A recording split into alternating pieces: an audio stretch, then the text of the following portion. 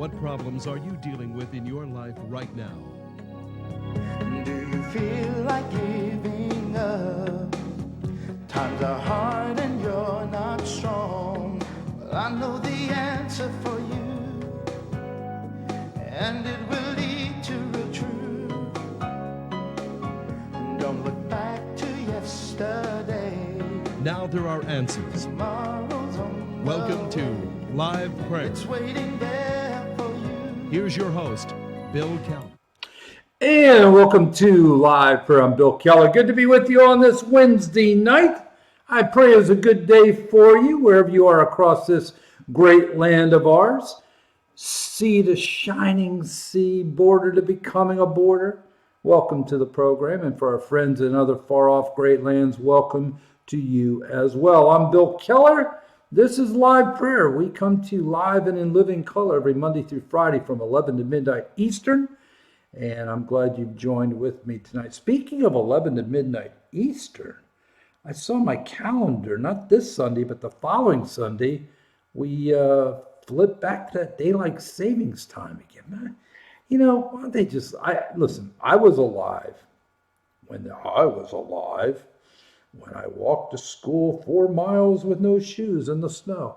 I remember, and I didn't look the date up, I'm sorry, because I didn't know I was going here, but I remember it was the early 70s, maybe 73, 74 maybe, something like that. Somewhere in the early 70s, when they first instituted. You know what, I'm thinking it might even been a little later. Was that a Jimmy Carter thing? That would have been set after 76. I think it was before that, though. But it could have been Carter. Anyway, some of our smart people out there know when it was. I don't. I'm sorry. But it was somewhere in the 70s. How about that? That gives me a whole decade. I think I'm safe there. When they first instituted this, and there were energy concerns surrounding the whole daylight saving. And I remember it was all squirrely because if I remember correctly, Arizona wouldn't participate, and there was like a little chunk of Indiana that wouldn't participate. Very strange. And I honestly, after all these years, haven't really taken the time to do much homework or any homework to research any of this, so I'm not sure what the deal is, but the bottom line is I believe that it was a little chunk of India. Anyway, why don't they just, I don't know, I guess the bottom line, what I'm trying to say, I don't know if the same energy concerns still exist today, if there's still a legitimate reason to do that today as there was then. I don't know. I don't think there is. I've heard arguments that there's not, that the purpose for it. Anyway, so just so you know, of course, we'll tell you the Friday night before, but daylight savings time's coming in a couple weekends. Not this weekend, weekend after. Anyway, having got that out of the way, I'm Bill Keller, founder of LivePrayer.com, world's largest interactive Christian website. Reach a little over 2.5 million folks every day via the internet. Web address on your screen, liveprayer.com. Please check it out. Lots of great content, lots of just incredibly unique ministry content that, of course, has been all produced and put together through these 20 plus years of liveprayer.com. So please avail yourself of the resource that exists. There's nothing to sell you when you get there. There's nothing for you to buy at all on the website. We don't sell anything. There's no Live Prayer store. There's no advertisement, just all content, all free, all available for you. Speaking of 20 plus years, next Tuesday, I believe, is that the 3rd? I believe Tuesday's the 3rd. Had a long day, folks, really long day, and just a lot of one of those days where the day was laid out, but there were lots of things, actually 3 separate things through the day that threw the whole day off. I'm sure you know those kind of days. And So I'm a little bit frazzled tonight because it's just been a long, grueling day. 1, 2, 3. Yeah, I think Wednesday's the 3rd. That will be the 17-year anniversary of this TV program. So I've got a note written down. We will do something to remember and honor God that night for at least a portion of the program, because I got to be honest with you, when we were able to get the program on the air and then we started doing the program and it became popular, it just really, to be honest, it was not something I had really envisioned. Didn't know what I would envision, other than the fact that it's kind of another part of the ministry God wanted us to add, open the right doors to add it, and so here we are. But so that's coming up next Tuesday. Anyway, please check us out at Live Prayer. I know you will be blessed by all the great content on the website that's available to you. By the way, if you miss a program, on the top menu bar is a Live Prayer TV link. Just go to that link, and that will give you access to the TV link. Gives you access to the to where we archive all of the old programs. That way, if you ever miss a program, want to rewatch a program, we make all the old programs. We started archiving them as of the relaunch digitally back on Thanksgiving evening of 2018. So about a year and a half's worth of, not quite a year and a half's worth of programs is available for on-demand viewing. That's at our Live Prayer YouTube, Facebook, Twitter pages, and those links again are on the website. Go to the media link, Live Prayer TV, and you'll find those links. All right? Let's pray and get started. Father, thank you for tonight. Thank you for the opportunity to be here as we set aside this hour today to just be quiet for a bit, maybe. Hear from you. Hear what you have for us tonight. So, Lord, we're grateful for the time together. We're grateful for the opportunity to gather in your name. We thank you for your presence. And now, Lord, I lift up my friends who are part of the program tonight, who have come to join us, and the needs that they have in their lives, the lives of their families. And I pray, God, that you will meet those needs. We thank you for the many blessings of this day, Lord. And we just ask now that you will calm our minds, open our hearts, open our brains, so we can truly hear from you this night, the things you have for us, because we know we're here for a reason. So speak to us tonight, O Lord. We ask and pray in your name, in Jesus' name, amen and amen. All right.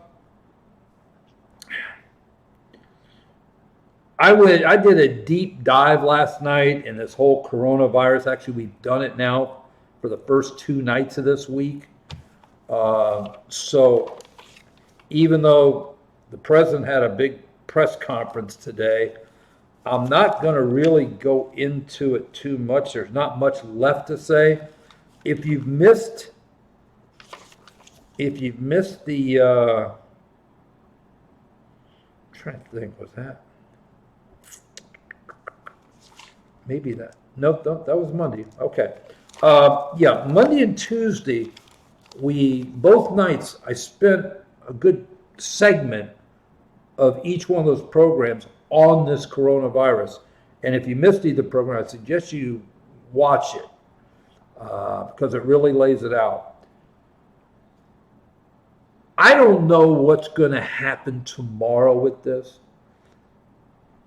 I believe most medical experts have told us that as the weather gets warmer, as spring descends upon us, it will pretty much take itself out of the picture. That's why it's a flu-like virus. That's why we call it the flu season, right? It's not around all year round.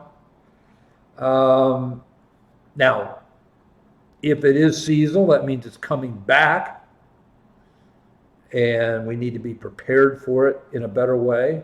I assume, based on everything I've read and heard so far, that they will be probably very close, if not already sitting on a vaccine the next time it comes around, should it act like a normal flu, dissipate in the coming weeks as the spring weather descends upon us. So in the meantime, I know there's a lot of fear mongering about this issue. We don't have any idea what is going to happen here. Again, I've talked about it extensively. I mean, we've got possibilities like in other countries where people won't be going to work. Travel will be greatly curtailed. Kids may be staying home from school for chunks of time. Movie theaters will be shut down. I could see sporting events, major sporting events being canceled. I was thinking today about Major League Baseball. I don't remember the details. Just as I said that, it was a year or 2 years ago. And I remember it was in Baltimore. It was the Baltimore Orioles playing somebody. And I don't remember the details. It might have been around the Freddie Gray riots. It might have had something to do with that. All I remember is the stadium was closed. They had a game. It was an afternoon game. And the stadium was closed to fans.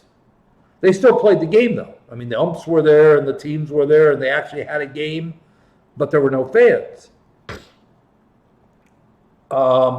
I could see potentially that occurring. I'm pretty sure all the major league teams are flying charters, or they either have their own planes or they charter planes. So that takes them out of the public transportation. If they're playing in stadiums with, just the minimal support people and no fans, I could see the major league season getting underway under those conditions. But I would assume if it gets to this place where some people are saying it could be going, that there won't be live sporting events. Any place you're going to get a big crowd. Just to be honest with you, that's going to include church too, my friends. So maybe I'm naive. Maybe I've always been a glass half full kind of guy. So maybe I'm just being a little naive in believing that it's not going to get to that place or anywhere near. I guess we'll find out, won't we? I guess we'll find out. But be praying about it. That was the gist of both nights' segment on the coronavirus. Be praying. Because as of right now, we don't have a problem. I mean, we have a potential problem. We have the very beginnings of a problem that are currently totally under control. But the type of things we're discussing, shutting schools, shutting down sporting events, curtailing traffic, people not going to work, all those type of things, that is these would be the byproducts of a major event in our country. Again, maybe I'm naive, maybe I'm too hopeful. I don't see it. I pray we don't see it. I am kind of wondering how many people, because I'm reading all, and this is one reason why I spoke about this specifically on Monday night. A lot of that topic was, the end times people, the apocalypse is upon us people. I knew that was coming. I'm sure some of these clowns that have their ghostwriters pumping out books like, Johnny Kahn and the normal group of, I won't say it, the normal group of people that exploit these type of issues. They probably already got their coronavirus books at the press. And I hate to say it, the Christian audience is a real easy audience to get, all jacked up and energized and they're an easy audience to fearmonger. Listen, because we know there is going to be an end times. We know what the book of Revelation tells us about the last days. So we are easier to convince of last day events because we know they will come at some point. And who knows, this may be one of them. Now, if this is a true last days event, this isn't something, I mean, life as we know it is about to change forever, and it's never coming back. Because we're talking 7 billion people on the planet. We're talking about something that's going to wipe out 2 to 3 billion people. You know, a third, a quarter, a third, maybe a half of the world population. All right? Only God knows. But, you know, I was going through my daily devotionals today on these type of events. You know, I wrote about SARS in 2003. We had the Ebola thing 7 years ago when Obama was president. We had that Zika virus. That was after Ebola, as a matter of fact. Zika virus was maybe 5 years ago. And I think we even had one more, I remember I was looking at. We've had at least those 3. So we've had these potential pandemic situations just in the 20 years of live prayer. So maybe it's because of those events that I'm not quite as animated as others are. I'm certainly trying to keep people calmed down about, you know, ties into the end times and all that. I find that so irresponsible, and especially at this point. But now, could you use this as a type of? Sure. And I think I made that clear the other night. That if, you know, while this is simply fallen nature at work, right? It's not incorrect to understand God did allow this to happen, and possibly a reason for allowing it is maybe to wake some people up. That's possible. We'll just see. And you know what? I hope this is one of the, you know, a lot of times I say I really hope I'm wrong because I'm usually telling you something that's going to happen that isn't going to be good for the nation or for the Christian cause. Let's just say this is one time where I really hope I'm right, okay? Because I am just not on board that train that is out to overhype and scare people about this. And again, I may be wrong, I hope I'm not, but we will see. But we can all pray about it. But again, I just remind you of SARS, Ebola, Zika, and those have all occurred just in the time of live prayer. So, and you know, we had the Black Plague that wiped out a percentage of the world population. So we've had some worldwide diseases. I got to tell you something. I find it so ironic, and I really am trying my best to not fall into the political trap. And I mentioned that last night, how sick it is to politicize this. And I'm trying not to fall in that trap. But I mean,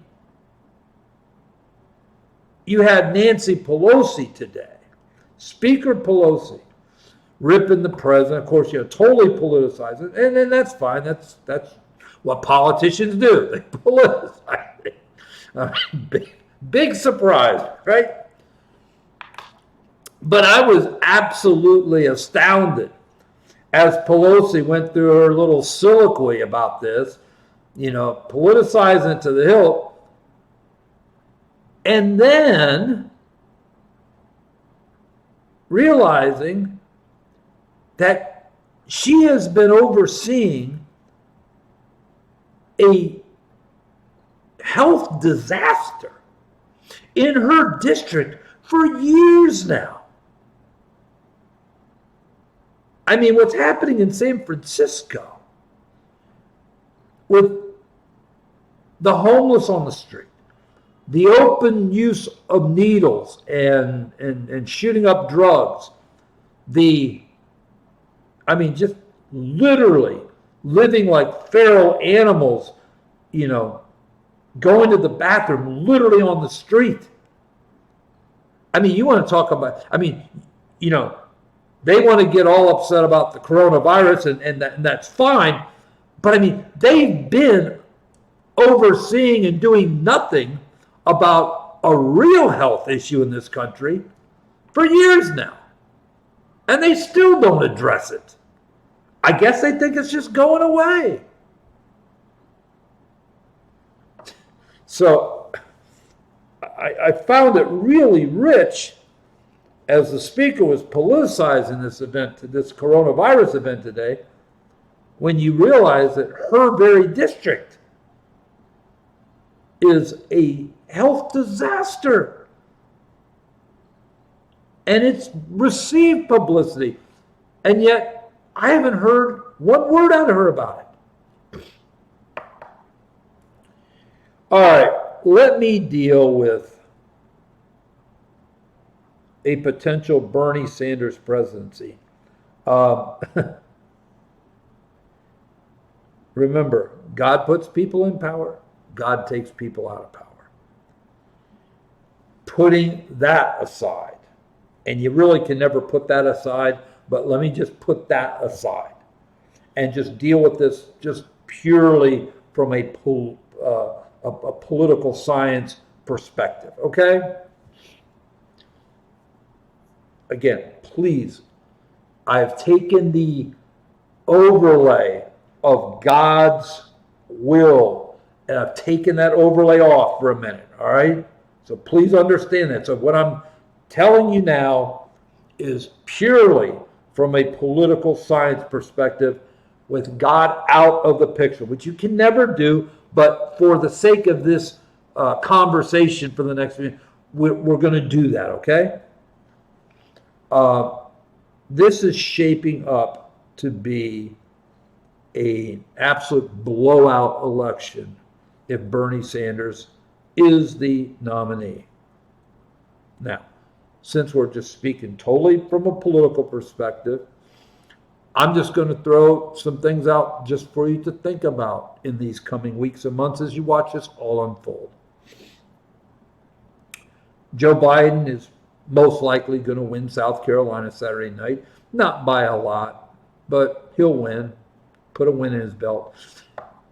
Look, I think I spoke about this I think I talked about this last night in the aftermath of the debate, just that debacle of a debate last night. And I guess it's because it was fresh in my mind from watching the Fury Wilder fight on Saturday night. That Fury was just absolutely pummeling Wilder to the point where Wilder's corner finally just had to throw the towel in. He wasn't able to defend himself. And if you're a boxing fan, for whatever it's worth, having watched the fight, I would submit to you that initial shot to the ear that broke his eardrum, and that was real early on, probably in I can't remember the round right now, might have been the second round. It was very early in the fight. That initial shot to the ear that broke his eardrum, and he was, of course, bleeding out of that ear the entire rest of the fight. That was the game changer. I mean, that's why Fury won the fight, to be blunt with you. Because what happens, I mean, not only do you hear with your ears, right, but what also is going on in your ear? Your equilibrium. And I submit to you, if you ever need your balance and to be able to, be in a focused place from that stand. I mean, boxing is probably one of the sports that you really need to have that, right? you have to have that. And of course, so he was battling, Wilder was battling that the entire fight then. 7th round, so he was dealing with that but eventually his corner threw in the towel. The reason I'm bringing that up is watching Joe Biden, really this entire cycle, through last night. I mean, it's like watching a boxer just get pummeled. And I just keep wondering, I mean, when is his wife or his family or somebody going to throw the towel in and just, Joe, it's just, it's not happening, just got to accept it. It's not happening. And out of compassion, get him out of the ring, because it's really hard to watch. He's clearly not there. And I'm not saying that from a party perspective or anything like that. I'm just talking about from a human compassion standpoint. So he may win South Carolina, but 3 days later you got Super Tuesday. And by all accounts, by the polls that are out there, Sanders is going to rack up a ton of delegates. His lead's going to be insurmountable.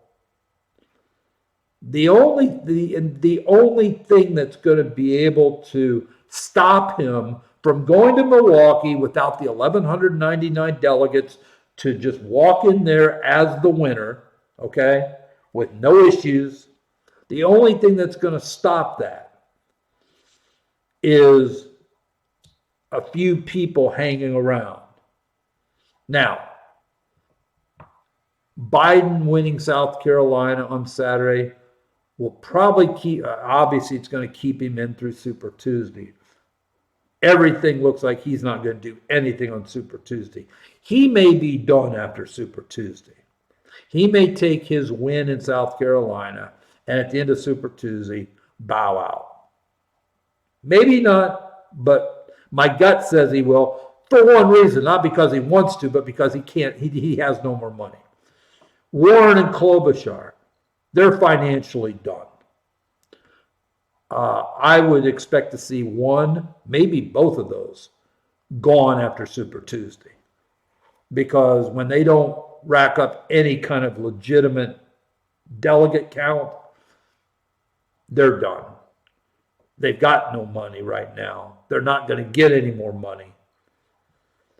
So, with Biden gone or so crippled he's not even worth the conversation anymore, with Klobuchar and Warren gone, what do you got left? What do you got left? You got Bernie, obviously. He's going to be the major front runner after this, after next Tuesday, major front runner. You got Steyer, you got Bloomberg, and you got Mayor Petey. All right? Steyer's going to get some delegates out of Saturday night. Everything looks like he's going to do miserable on Super Tuesday. Obviously, because of his personal wealth, he could continue on past Super Tuesday if he wants to. Again, just a gut. I don't think he will. I could see Steyer going after Super Tuesday. Because don't forget, while he's got a ton of money personally, he's a billionaire. He's been funded by donors. He's raised a lot of money for his presidential run. Now, I don't know how much of his personal. I think most of his personal money that he supplemented his campaign with has pretty much been in the advertising. But he's had donors donate for, I guess his infrastructure, day-to-day stuff, whatever. So he hasn't thrown in $500 million like Bloomberg has, all right? And I think he's a lot more practical. I see Steyer gone after Super Tuesday or very soon after. At the end of the day, he's not going to be a factor if he's like Biden. If he stays past Super Tuesday, or Warren or Klobuchar, if they stay, they're not a factor. They're just, they're basically dead people walking politically, okay? So that leaves who? Bloomberg, Bernie, and Mayor Pete. Mayor Pete has got a good fundraising operation that will allow him to keep going. I don't think he's going to do well at all on Super Tuesday, but I think he's going to continue in because he thinks he can, by attrition, wait out some of the other people. He's got the money they don't to do that. But at the end of the day, again, I don't see him being a factor after Super Tuesday. And while he will probably still be around, he won't be in the conversation. So now you're at Bloomberg and Bernie. And that's kind of where Bloomberg wanted to be anyway. That's why he sat out the first four. He's going to rack up some delegates. Not a lot, but delegates. But he's in for the long haul. He's not going anywhere.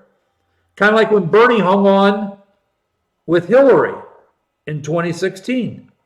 He hung on. She wanted him out so she could just have all the media, and Bernie wouldn't get out. So Bloomberg's going to be around long enough, and he will be now the alternative with 2/3 of the delegates still out there. But he'll never catch Bernie because they unlike the Republican states, the primaries, the Democrats allocate their delegates proportionally. Whereas the Republicans, most of those states are all or nothing. I mean, if you win by one vote, you get all the delegates.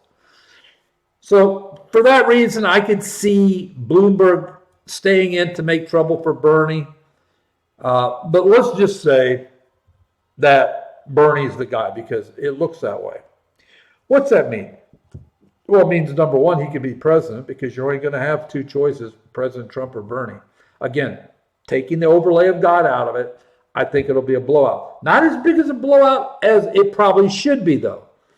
Because, again, there is such a hatred for the current president that even people that are repudiated by Bernie's communist, socialist, Marxist ideology, they would vote for Satan to get Trump out of office.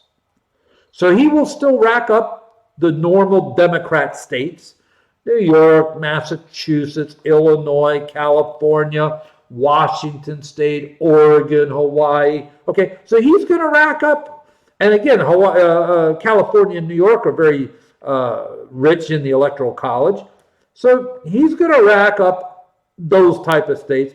It's still going to be just a landslide in the Electoral College in the sense that I would expect Trump to be somewhere in the high 3s, low 4s at the end of the day. He will win very easily. The damage that's going to come from Bernie Sanders is in the down ballot. And by that I mean the House races, the Senate races, the governorships. They're going to suffer. And I wholly expect the Republicans to easily take back the House. They need 18 seats to do that, 17, 18, somewhere in that neighborhood. I could see a 30-seat pickup, giving them a 12-seat majority, which means Speaker Kevin McCarthy. Good night, Miss Pelosi. She will probably resign and go home, I would assume. We'll see. Rather than be a minority leader. That means that all the committees are no longer run by Adam Schiff and Jerry Nadler and Maxine Waters and Zoe Lofgren, those people. They'll all be back in Republican hands. Nunes, Jim Jordan, I think, is going to run one. So we'll see. But they'll get the House back. They'll keep the Senate, and they could even. They're at 53. I don't know if they can get to 60. That would be a stretch. I think they're going to get close, though. I think they're going to get into the high 50s. I could see at least a 3, maybe 4-seat pickup in the Senate, puts them at 56, 57. They're going to win some governorships back. That's important. Why? Because of all these laws are coming out of these states to restrict abortion and all of those type of issues. And understand this, though. Bernie is not a globalist. Joe Biden's a globalist. Bloomberg is a globalist. Hillary is a globalist. All right. And that's where it's going in 2024. So even if Bernie would become president, which would be a disaster for this nation, I will tell you this now. If God allows Bernie Sanders to be president, it is God's total judgment on this nation. Let me write myself a note.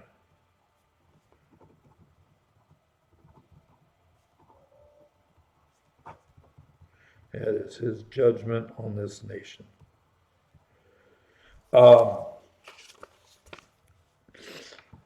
I don't know the mind of God. Isaiah 55, 8 and 9 tells us his ways and his thoughts are so much higher than our ways and our thoughts, right?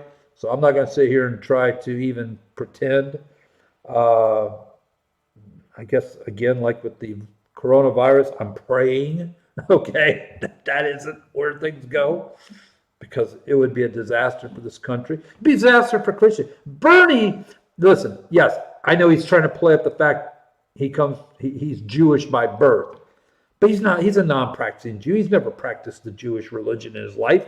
He's an atheist, a self-professed atheist. Now, we've never had an atheist president before, so I'm sure he's already doing. His handlers have told him, man, hang on to your Jewish faith, because I could see him using his Jewish faith. Well, they won't vote for me because I'm a Jew. No, they won't vote for you because you're a communist, Bernie. And yes, you're a Jew by birth, but you're not a practicing Jew. You've never been a practicing Jew. You're an atheist by your own self-admission. So he's going to be anti-Israel, like the last president was for 8 years. He's going to be anti-Christian.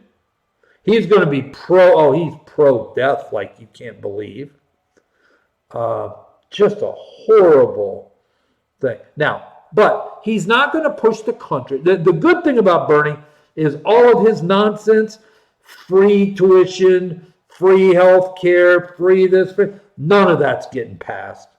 I mean, I don't know who was it, Klobuchar. I give her credit for one thing. She's at least been realistic that none of his nonsense is ever getting passed. The Democratic Congress isn't going to pass this stuff, just to be blunt with you. They won't.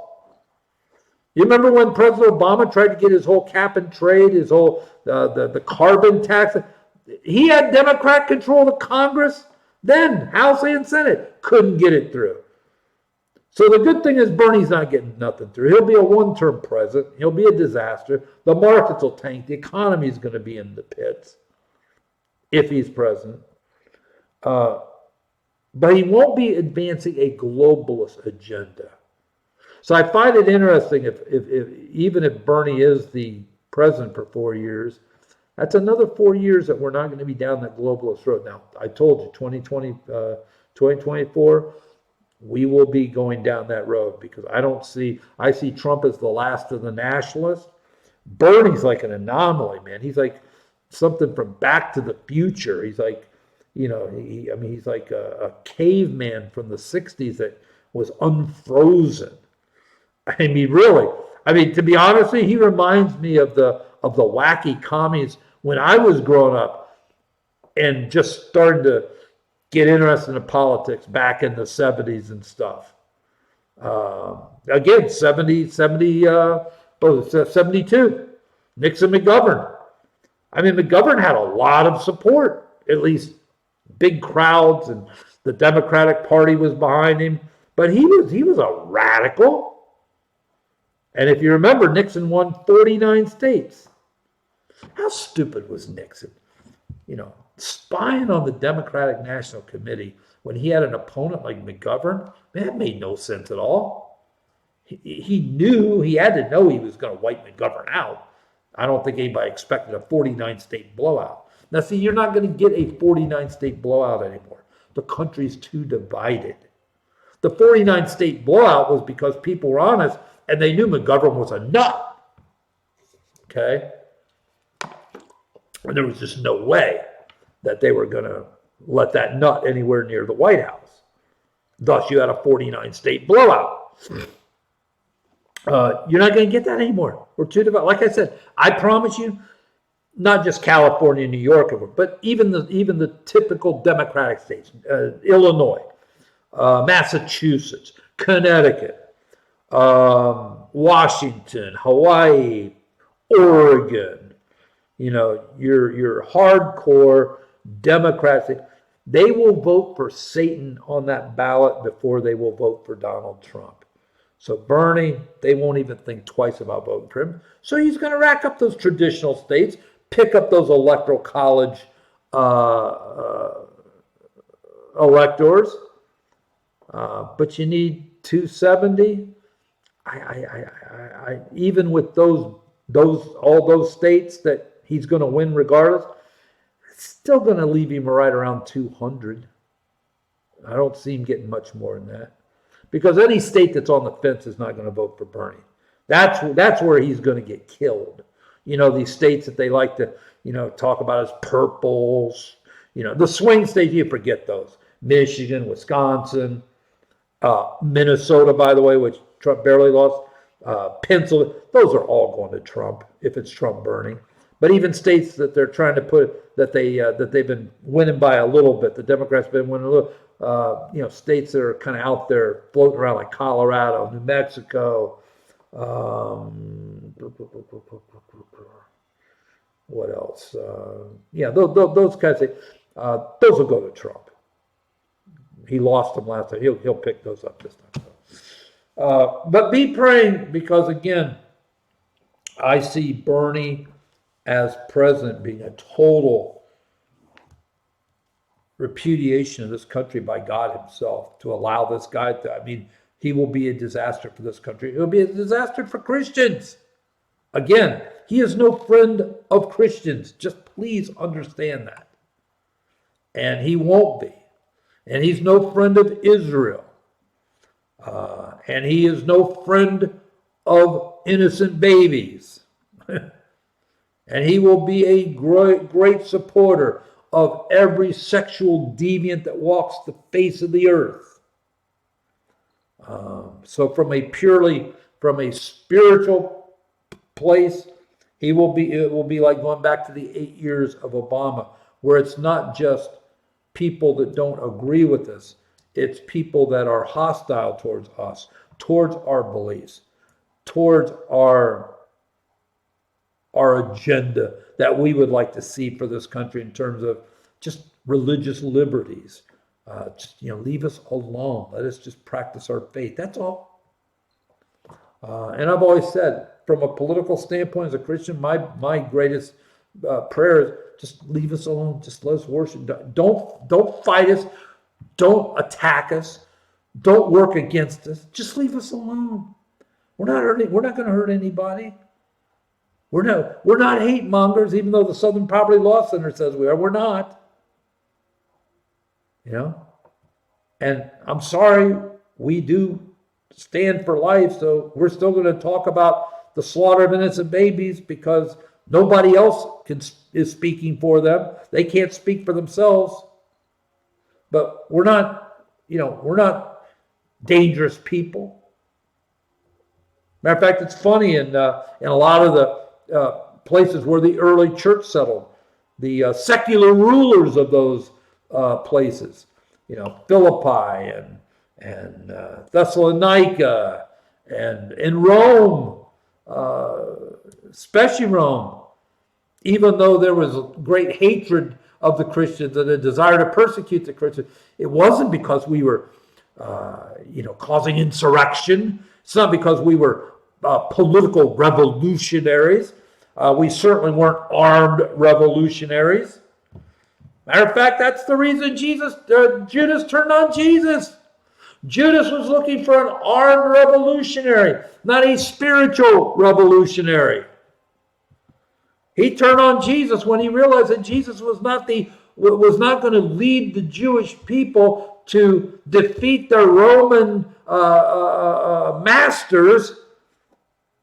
It was upon that realization that Judas turned. So, but we're not those people. But unfortunately, there's no middle ground anymore. rulers over us are either going to pretty much accept what we believe and even support it, or they're going to fight against us. And that's just the reality. And of course, even in that framework, it's nothing like what our Christian brothers and sisters around the world are having to deal with and face. So there you go. That's kind of where things are at right now. Be praying. Pray for the coronavirus. Pray that, I never ask people to pray that I'm right. Matter of fact, I normally ask you to pray I'm wrong when I share things with you, because I'm usually seeing something that's coming down the road, maybe many years away, that I really hope and pray I've misread, and rarely have I misread them. But I pray that I'm right and that this coronavirus is a non-event. SARS became a non-event here. The Ebola virus became a non-event here. The Zika virus became a non-event here. All those have happened just in the time of live prayer. Those all were worldwide potential pandemic nightmares. They took lives. And again, I'm not downplaying the coronavirus. I mean, my goodness, over 80,000 cases around the world. You've got more cases now outside of China than inside China. You've got, as of last night, I'm sure more today, but you've got over 2,800 people that have died from this. So I'm glad he did it. President Trump brought out that statistic today, that in a normal flu season, you've got anywhere from 30,000 to 70,000 people, somewhere in that range, every year dying from the flu here in this country. The flu. Every year. 30 and 70,000. So, we are nowhere. Does the potential exist? Is there a potential issue that we have to be on top of, so it remains potential and not actual? Yes. And that's why I'm saying pray. And again, if it acts like most medical professionals believe, and I've read a lot about this in the last couple of weeks especially, I've read tons of stuff over the last couple of weekends. If it acts like a normal virus, there's no reason anyone suspects it won't. It's going to be gone in a couple of weeks anyway. As winter gives into spring, just the change in the weather is going to take it out. Now, it may only take it out for the season. In other words, it's coming back next year. But at least it gives the world community, the World Health community, an opportunity to get their vaccines down pat and be prepared, so when it does come back, they're ready to combat it without going through the nightmare that is currently going on in a lot of places. China, Italy, South Korea, Japan. I mean, to be blunt with you, Japan is really praying that this thing is gone with the season, because they've got the Summer Olympics coming up in July. And that is a massive logistical event with people worldwide. I mean, they have not canceled the games. They said they are not going to make that call for quite some time. But at some point, I would say within, I think 6 weeks out, they've got to fish or cut bait, because there's just too many logistics necessary. And then at the end of the day, if it's an issue, you're not going to have people. Nobody's going to go there to watch the Olympics and potentially die of the coronavirus. And you're going to have people from all over the world descending on Japan, then going all the way back to their countries and bringing that thing back. I mean, you want to talk about a pandemic? That will create a pandemic faster than anything I know. So pray for that. Again, God will decide who the next president is. Pray that it's not Bernie Sanders. He is a God-denying, horrible human being that has his entire political life supported some of the world's most oppressive and human rights violating political ideologies, whether it's communism or Marxism or socialism. They have failed everywhere. Just like with Mayor Petey and the whole homosexual and the fake marriage thing, I don't believe this country is anywhere near a place where a person like that's going to be elected president. And the funny thing is, and let me just leave you with this because we got to go. Bernie may not be even the nominee. I'll tell you why. I'm not a conspiracy theorist.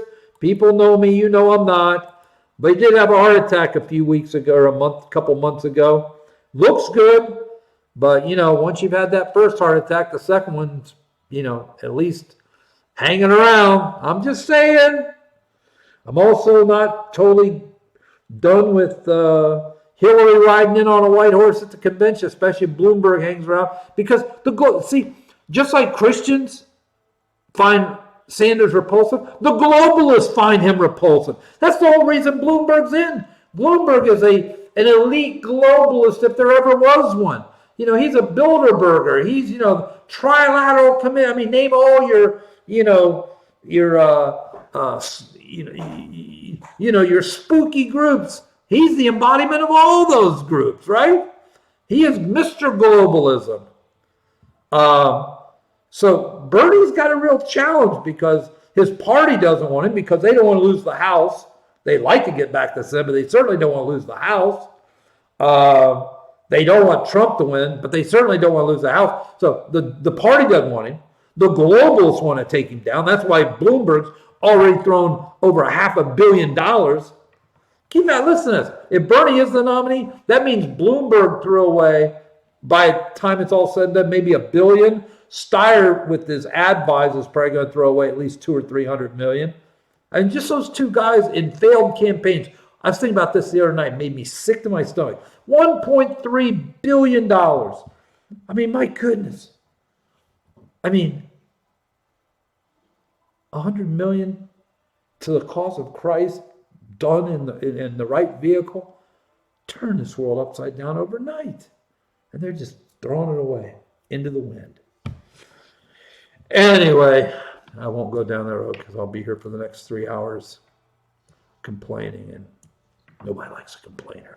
All right, listen, before we leave, if you've never made a decision for Jesus, I want to give you that chance right now, because at the end of the day, the only thing that matters is, do you know Christ? And if you want to make that decision, pray with me now. Dear Lord, I come to you this night asking, Lord, to forgive me my sins. Lord, I believe in my heart, confess with my mouth, Jesus is my Lord. Thank you for dying for me so my sins could be forgiven. And this night, I can give my life to you. Now and forevermore, it belongs to you. Use me for your glory. I ask and pray in the name of Jesus. Amen. If you prayed, if you meant it, the Bible says you're saved, not because of the words, but because of your faith and God's grace. I have a book I'll send you. It'll help in those new first steps with Christ. I'll pay the postage. Won't cost you anything. Just drop me an email, bkellerliveprayer.com. Need prayer? Email me, bkellerliveprayer.com. Happy to respond. Happy to help you any way we can. Love and care about you so much. Have a great day and great night tonight. Good night's sleep. Great day tomorrow. Be blessed tomorrow. Treat it like the gift from God it is. Lord willing, see you back here in 23 short hours. God bless. What problems are you dealing with in your life right now? Do you feel like giving up? Times are hard and you're not strong. Well, I know the answer for you, and it will